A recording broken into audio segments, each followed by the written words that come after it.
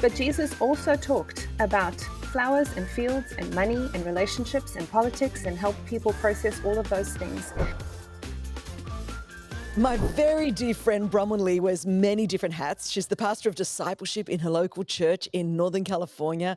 She's the mum to 3 hilarious tween teens, let me just tell you, that's for sure. Wife to a fellow South African, Jeremy. We're not going to say that Australian football is better than South African, but we'll have that discussion as we go. And she's also the editor at Propel Women. So I personally am extremely grateful to work alongside Bronwyn. She's the author of Beyond Awkward Side Hugs, which is a book about cultivating healthier community between Christian men and women. And I want to tell you all, hands down, it's the best book on that subject that I have read. She's a former lawyer, a seminary graduate. She's a former lawyer and a seminary graduate. She cares about justice, truth, wisdom, and quality relationships within the church. And I know seriously how much she cares about that. And she's very committed to emotionally healthy spirituality. So, Bronwyn, you sound awesome after that introduction. I feel like I need to confess some sins. Well, I can testify it's all true. And why I love this is because I know you. We've been doing life together for a lot of years, and I am so grateful that you're right in here, season 1 of our Propel Women's Leadership podcast, sort of a mutual dream of ours. And here we are. So I guess I'm diving in. People be going, okay, you're a pastor, you're an author, you're a mother, you're a wife, you're a coach, you're an editor, and a whole bunch more things. You're also very hilarious, just for the record. But I have to say, and I've heard you say this personally more than once, that you feel that ministry out of your home feels like some of the most significant kingdom work that you get to do. And I bet a lot of people listening to this are kind of wondering, with all of the other titles that I just read out and that long introduction, why you would consider ministry out of your home so significant. Oh, I love that we get to welcome people into our home. It is something that I get to do with my husband, as opposed to ministry, which at this point is someone who's in vocational ministry. I'm kind of like doing by myself, almost like my job, right? But the ministry we do at home feels like really us, and it's really together, and we get to pull our kids into it. So it feels like discipleship. So from that point of view, it feels like the real me. There's no performance involved. But I think the reason that it feels particularly significant is that I think other people know that there's integrity in that. That I wasn't just talking to them because it was my job and I had to be welcoming on a Sunday, or I wasn't just writing that because I wanted to put something out in an article. The people who are in my home are seeing the real me with the real flaws, and I think that they trust in a different way the things that we say when they can, see my warts and all life in front of them. And there's time as well, like when people are in your home over time, it's more than the one shot into action. Bronwyn, I know just from being on Zoom calls with you that like your home always has something in it happening that is just so normal. Like we were on a Zoom call and your Roomba was just going in the background, and I'm like, Bronwyn makes me feel so normal. And so talk a little bit about that, and what do you do when you're preparing to host people? Because I know for me, I feel like everything has to be put together. Like my house needs to look like nobody even lives here, when the reality is there's 6 of us, a couple cats, and a dog. There's a lot of things living here. My house does not look like a Pinterest home. So and you disarm people so well. Talk a little bit about what do you do Oh, to I do love that? that question. I realized a long time ago that I felt comfortable in people who were their real selves, not their performance selves at home. You can tell when someone's entertaining you and they've put on a spread and they've put on the good clothes and you're expected to arrive with a bouquet and a bottle of wine or whatever the case may be, as opposed to the person you drop in with and they're in the middle of folding laundry and you can have a real chat with them. And I know how comfortable and welcome that made me feel. And so, very early on, before I was even married, I thought, you know what? The important thing is to be welcomed in. I don't want people to say, oh, no, don't come over. My house is such a mess. I didn't come to look at your house. I came to see you. And I trust that the people who are coming to my house are actually coming not to admire my house or take pictures of it. They're actually coming to see us. And what they will experience at our house is perhaps, fur balls from the cat and experimental cooking. We try first recipe dishes on people all the time, and we've had to apologize for sure when those experiments have gone wrong. But they're welcome into our real life. And thus far, not a single person has said, this was a bad entertainment experience. We're not coming back. What do you They didn't think? leave you a bad review. No, I'm now trying not to get traumatized that you both have cats. But anyway, that's like I just found that out about you, Bronwyn, right now. That's a new thing. I didn't know. Tell me why do you think people are perhaps not as open to having people over? Do you think it's just because of the I condition think of there's a number the of home? reasons. I think one of them is a cultural thing. Um, when we moved here to the States from South Africa, we certainly found it very interesting that people would go out to eat together, whereas in South Africa, you would always invite people over to your home. So I think some of that is a cultural um, expectation. But I think some of it is exacerbated by the increasingly like the Pinterest home that we see over there. We feel expectations that this is what Right. it should look like. This is what, the fabulously presented experience is like, and we feel like we can't compete, so we just don't even. We are willing to offer a curated version of our lives instead of our real lives. I think that that's part of it as well. But people are lonely. People are lonely, and it's Right. incredible to me that as we have sort of welcomed international students and people who are new to town into our home, that sometimes they will have lived in this town for months and never have seen the inside of a home. And I think, how can that be? How can that Wow. be that you've seen people all over campus, you've seen people in the shops, you've made friends, you've gone on, you've joined all the things, you've tried to build community, but you've never been into someone's home? Oh, my brothers, this should not be. Come on over.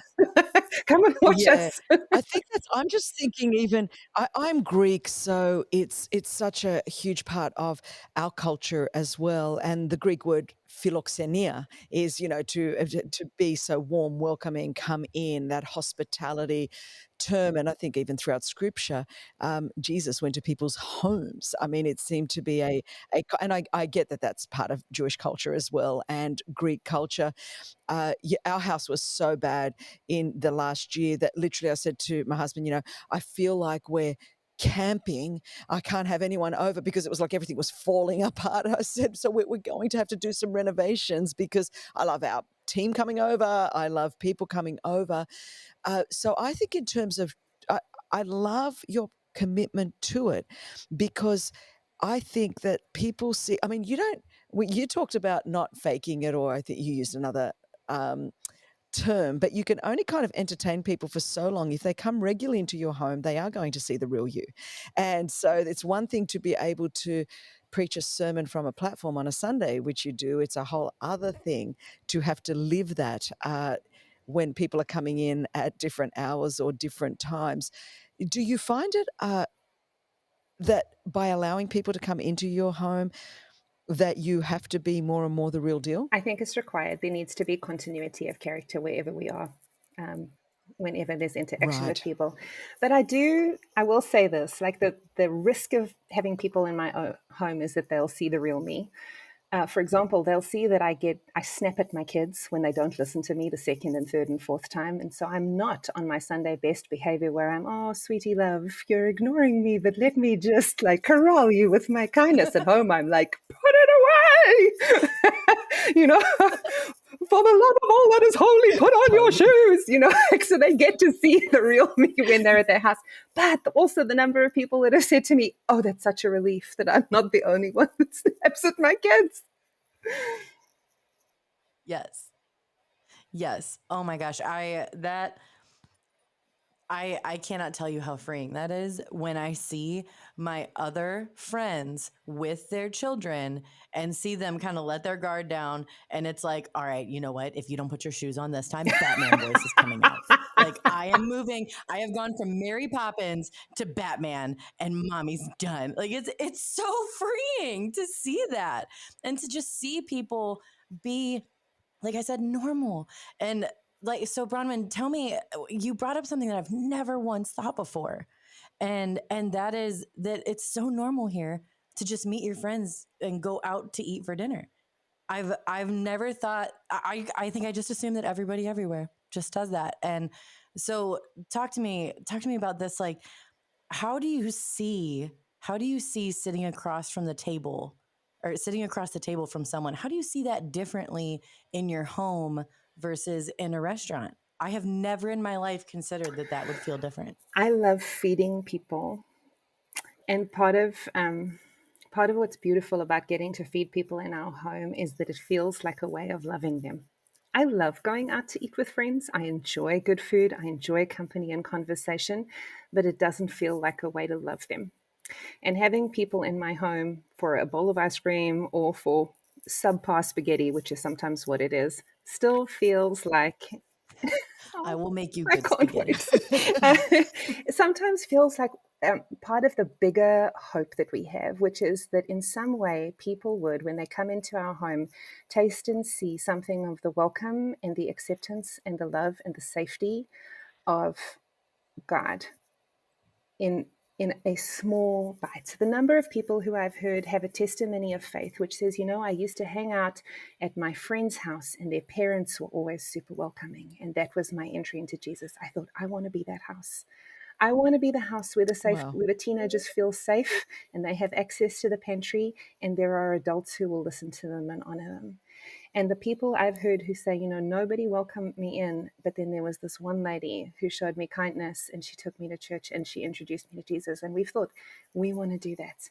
And Jeremy and I were part of a Bible study years and years ago with a group of 20s, and we would meet in the home of some empty nesters who every, Wednesday would clear out of their house, and we all 30 or 40 of us would get together and read the Bible.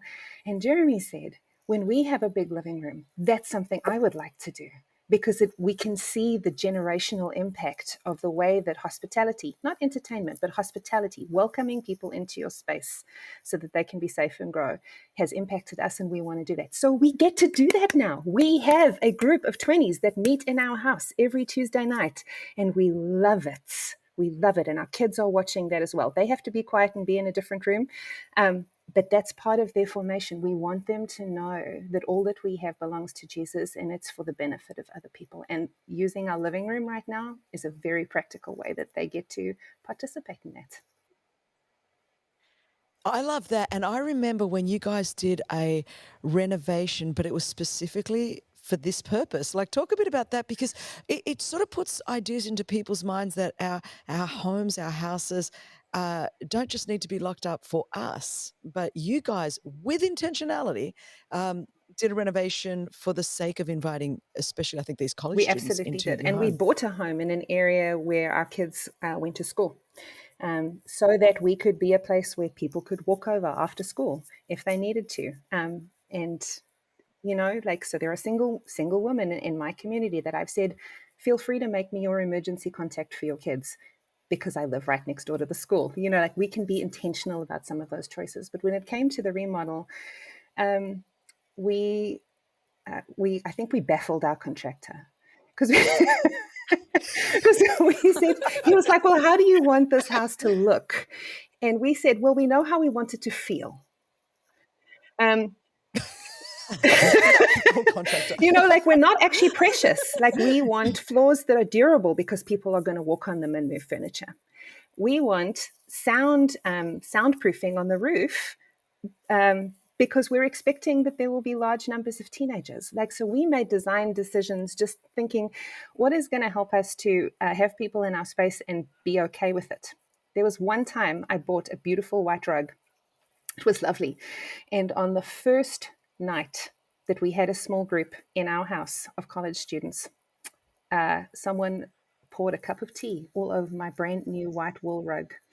And because they didn't want to stop the Bible study, they like pressed paper towel down on it. And by the time the study was done, it was all stained with tannins. And that was the end of the rug. And you know what the lesson was from that?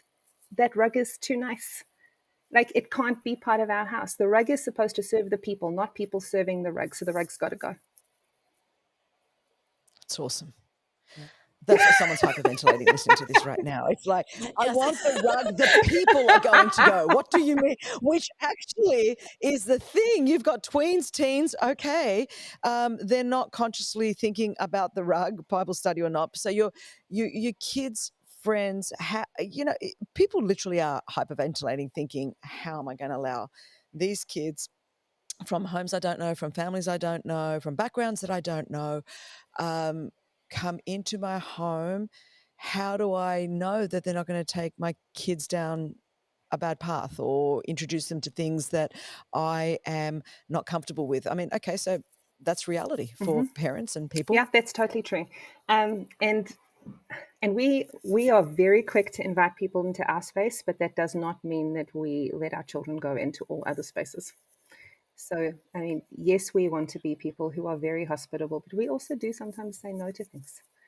And we put limits, and there are situations where we've, welcomed people into our home who are struggling with mental health issues or struggling with depression. And we want to be wise about loving those people well, and be trauma informed as the tiny representatives of the church that we are. I think that those are wisdom issues. But for us to say, you know what, there are risks, and so I will love nobody, does not feel like the gospel way. That's great. Yeah, I agree. And so what did you do? I have to ask, and then Rachel, you can jump in, but what did you do with the rug? For a while. For a while. Someone's going to be wondering as they're It was in the guest room, and I turned it around so that the stain was underneath it. But eventually I donated it to somebody. Every woman in the world. It didn't even dawn on me to follow up on the rug, because we have no sacred items in our house. We have a couch that is almost older than me because I refuse to buy furniture with my children and my dogs. But it didn't even dawn on. I was like, the rug's still sitting in her family room. Of course, it's just stained. But no. So Bronwyn, I know one of the hats that Chris mentioned that you wear is pastor, and I know I've seen. I shouldn't say I've seen. I've been a part of hospitality where it sometimes feels obligatory or almost even manipulative. Like something is happening to get you in the door because the pastor has an agenda item that they actually want to get to, and I know you, and so I know that is not at the forefront of your mind. And so how do you see discipleship and things like that just naturally happening as a result of opening your doors? How do you create those authentic spaces, and how do you see discipleship just happening? Oh, that's a wonderful question. I think it helps that Jeremy and I were like this in our priorities long before I took the role of pastor. So we were kind of known within our community and relation, like this is just the way we're wired. We also believe that hospitality is a spiritual gift that not everybody else has. So we are absolutely not saying that everybody should do the things that we do. I want people to use their own gifts in ways that we want people to use their own gifts in the way that they are wired. And not everybody might feel comfortable or gifted or safe or be able to open their home. This is just the way that we do it, right? But I think the primary way that discipleship happens is that it's forming us in the words and ways of Jesus, right? We invite kids in to eat a meal with us, and we pray before we eat. And if you're at our house and you're eating, you're going to be exposed to a prayer, right? I write a Bible verse on my kitchen blackboard every now and then because I'm trying to remember it. And when they come in, they're going to see that, They will overhear me on the phone offering to pray to people. They will hear and see bits of the scripture, not because we're forcing it on them, but because if you come into my house, that's what you're going to taste and see. So I think that there are opportunities to dip into the kingdom in that kind of way. But part of that is also just a check on my own spirit. I don't have an agenda inviting people over. I don't practice hospitality to convert people. I practice hospitality because I've been loved by a hospitable God. Oh, I love that. And the evangelist in me is jumping in. Go, Chris, go. And yes and amen to everything. I do want to say that, but I am thinking in light of today's culture and the fragmentation and the divisiveness, that in a world that perhaps actually has a reaction to proclamational evangelism is how we have historically known it, standing on a platform, proclaiming the gospel. I'm wondering if a great way to open people's hearts in this day and age in which we're living, one of perhaps the most significant ways is to have this sense of hospitality and opening up our homes. And I know people listening to this are from all over the world. So some people are living in one-bedroom apartments in London. I'll let you answer this, Bronwyn. So what is someone that is listening to this that, they're like, they'll be listening to you going, I want to do this, but I can't swing a cat. You have a cat. I couldn't swing a cat in my room. It's so small. So what does that person do? And then I want to continue down this thought because people say, well, Jesus just ate meals with people with no agenda. Well, that's not entirely true because he did sit, he called Matthew and then he went to Matthew's house and he sat with the sinners and the tax collectors. But he did not stay there ad infinitum. He got up and kept proclaiming, and he also didn't not challenge them. It's like, he ate with sinners and drank with drunkards, but it didn't say he became a glutton or a drunkard. So he didn't become that in any way. Because sometimes I think there's two sides. People can use hospitality as an excuse to enable what they want to do. And I don't really have to talk about Jesus because I have no agenda and I'm just going to get drunk so that I can connect with people and it really doesn't matter. So there's two sides to this coin is what I'm trying to say. So, okay, so for the person that is saying, I would love to, but I barely have a home right where I live in California. Sometimes people have to share two people to a room just to pay the rent because it's very difficult. And then I'd like us to go into a little bit about this whole, I open up my house, no agenda. I would say for me though, I open up my house, I love people and I would feed them no matter what, but my whole life is lived on mission to lead people to Jesus. So it wouldn't be entirely true for me to say that I don't hope it. I hope the same thing for the girl that I'm building the relationship with in the supermarket, that I will eventually have an opportunity to introduce them to Jesus. Totally. So Okay, that's so let's making do the sense. first one. I think that God always calls us to be hospitable with what we have. We're generous to steward what we have, not to give what we don't have. And so if you have one extra chair at your tiny pull-out apartment, are there times when you're inviting someone to sit in that one tiny chair? If you live in a communal space, are there times when you're inviting other people in the community space to eat a meal with you?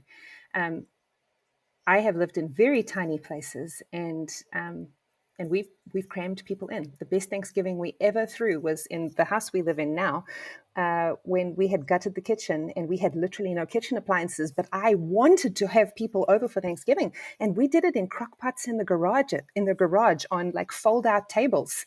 And people were thrilled. It was wonderful. Okay, so I don't think the space has to dictate. You can use what you've got. In terms of the agenda, though, I want to say that I don't think I'm Jesus in those stories. I think we are more in the position of the siblings in Bethany who are hosting Jesus. Maybe you can be the Jesus figure who goes from table to table. I don't know, but we talk about Yes, walking in the ways of Jesus. I mean, I don't that's want us to true. be selective. It's like when we talk about justice issues, we often go, well, this is the way of Jesus. Well, why would it That's change true. when And it I comes to am hospitality? always willing to talk about Jesus. But Jesus also talked about flowers and fields and money and relationships and politics and helped people process all of those things. And I can be sharing glimpses of the wisdom of Jesus and his blessings and giving him credit for things without rolling out and here are the 3 steps to salvation talk. Are you saying you don't keep tracks in your top drawer? So is that what I'm hearing right now? Just so that I know. I am a letter written in the spirits, Christy. No, girl. I can't believe you actually got that on a podcast. That's it. And for everyone listening, you do know that is the person we're going to use to promote this particular episode. And that's going to go viral. I can see it now. Oh my gosh, my husband is going to be like, what have you done? Oh my goodness. So I know I have a tendency when I am hosting people to constantly be thinking about the dishes that are piling up, or the spot of the family room that I forgot to vacuum, or oh my gosh, my kids are being so loud upstairs. It literally sounds like they are jumping off of their bunk beds. Is everybody hearing this? I remember one time I was sitting at my kitchen table and we were hosting our whole gathering of leaders from the church. And I looked out our back window and we had this like bouncy house that I had gotten at a Sam's Club, like one of those kind of places, and it tipped over with children in the top. And I'm just sitting at the kitchen table and I was like, do I go out there and get the bouncy house? Is everybody else seeing this? Like, do we need to stop the discussion because there are children tipping from the bouncy house? I mean, I don't know if it's my ADHD or my just like hyper awareness that people are in my space and what are they thinking? How on earth do you focus on what the Holy Spirit is telling you to do when there are children tipping the bouncy house in the backyard? I have my own embarrassing versions of that story that I will tell you not on the podcast. I want to know. Okay, you can edit this out if you want, but the worst one was we had two families visiting us, and I had all the kids who've been growing up together lined up on like this little step that we have in front of our fireplace. And I thought, I'm going to take one of those action shots where they all jump off at the same time, and it's going to be so epic. And so I was like, 3, 2, 1, all the kids jump, and they all landed, and the carpet slipped out from under them. And in my burst photo, I have like slow-mo pictures of like 6 other kids bruising their tailbones. And I was like, oh, I'm so sorry. Okay, here is what I think is helpful when you're thinking about all the things that can go wrong. There will be a Terrible. helpful Okay, thing. here we go. Here's the helpful thing. I think it helps a lot to just be really straightforward, to name things.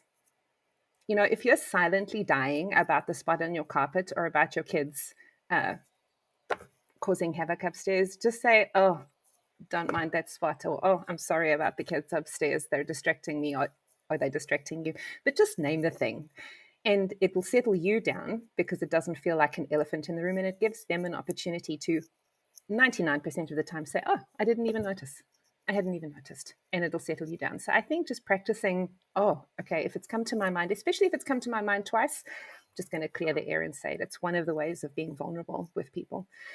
I'll say something else about being, this is my top hospitality tip for you when it comes to being blunt, and that is that it is okay to tell people to go home.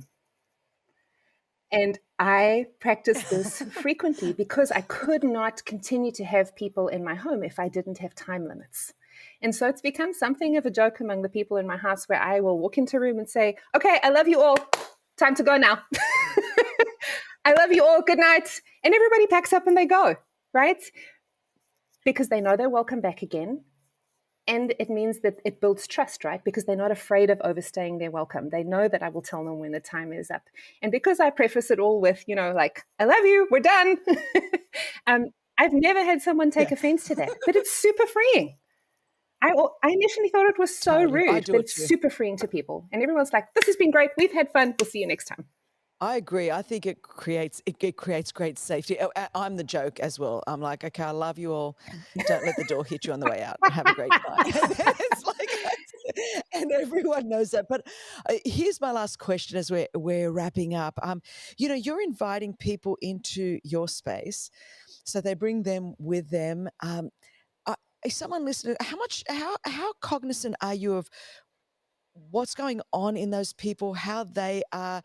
How comfortable you make them feel, how do you establish boundaries and rules? I mean, we just talked about this is when you're going to go, but say even your kids' friends, like at what point can you intervene if you're a parent and maybe your kids making a great friend and you want them to be friends with people from all different backgrounds and all different kinds, but there are some things, and for this kid it's nothing to go up in a room, turn on computer, do whatever they want to do, but your family has certain boundaries and certain ways you do things.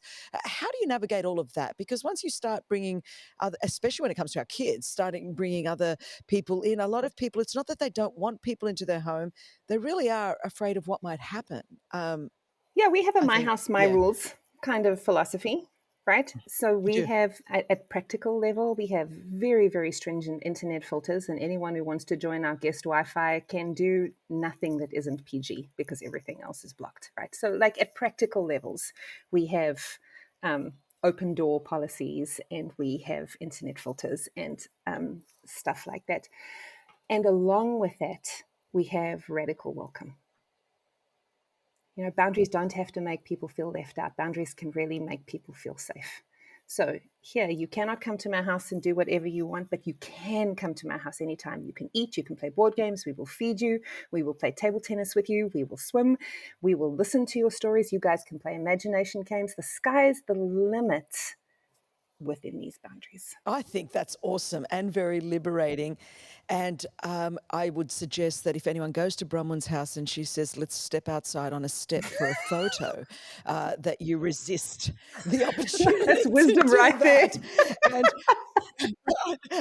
I love it, but and I love that we're daring here to have chats, because I think of course one of my primary giftings is evangelism, so I look at a lot of things through that lens. You've got the gift of hospitality, so you're looking at it through that lens, and I think somewhere in it all, a great way to love our neighbor as we love ourselves is to open our homes to our neighbor and to offer ourselves.